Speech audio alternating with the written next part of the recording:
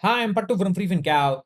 Sometime back, I had an interesting discussion with a reader about what return can one expect from a 10-year SIP in the Nasdaq 100.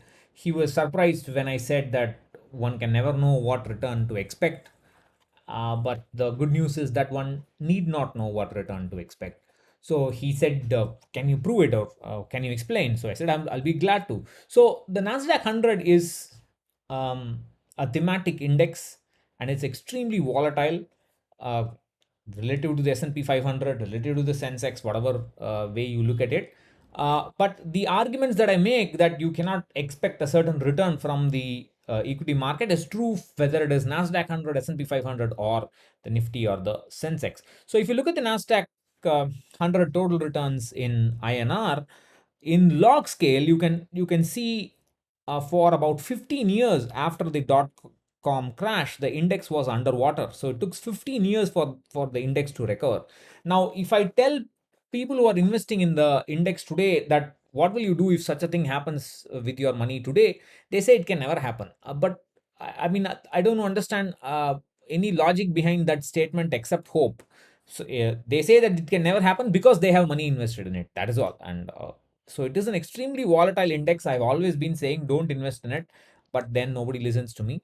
Um, anyway, so uh,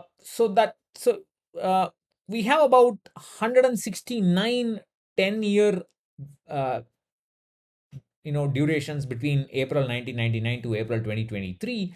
And if you look at the rolling SIP returns, so each dot here is a 10-year SIP return, and there are 169 dots. So the minimum return is about minus 0.25%. The maximum return is about 27%. So it can range from all the way from there to there.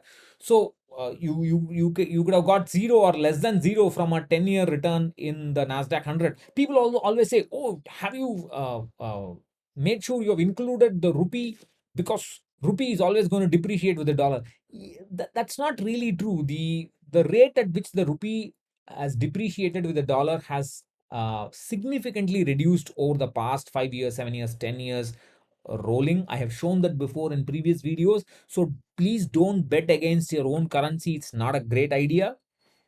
And even in rupee, the returns can be anything between less than zero to a large positive. So you can't take an average of such a graph. There's no meaning. I mean, everybody knows the formula for the average, but not many people know when not to take the average. Just because you have a set of numbers done doesn't mean you can take an average. An average makes sense only when you have a bell curve kind of distribution, and this is definitely not a bell curve kind of distribution as shown by several people.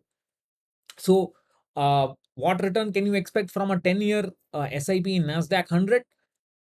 We don't know. It can be just about anything. So, the other question he asked in frustration is, if we can't expect a fixed return, then how can we invest? The simple reality is that you can expect whatever you want, but the market will give you whatever it feels like. So, well, we do need some expectation to start with, to kickstart the financial planning process, to understand how much you need to start investing. But that is the reason why I keep saying always expect less. If you expect less, just as in life, if you expect less, you will get the disappointment will also be less. So the same works with equity. Depending on how much ever we invest, we expect the lowest possible and take it from there as a start. We need an asset allocation to start investing, and we also need a plan on how we are going to reduce the equity asset allocation going forward. I have shown, and there's a video, we have other videos in the course as well, that tells you that systematic reduction of equity allocation much before the goal deadline is able to combat sequence of returns risk. So no matter what the future market risk is, whether it is 10 years of sideways market or 15 years of sideways market, as in the case of the Nasdaq 100,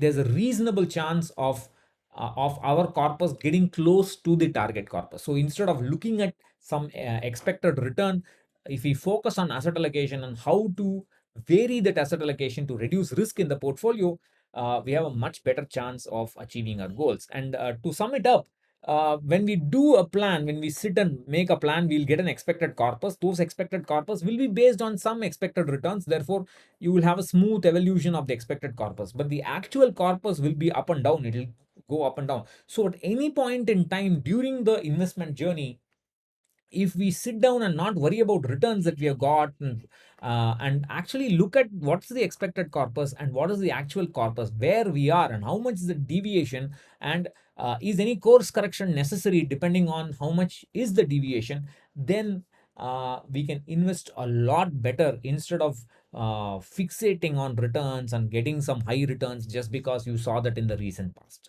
So don't expect returns, focus on asset allocation and the expected corpus and the actual worth of your the corpus that you have actually accumulated. Bye bye.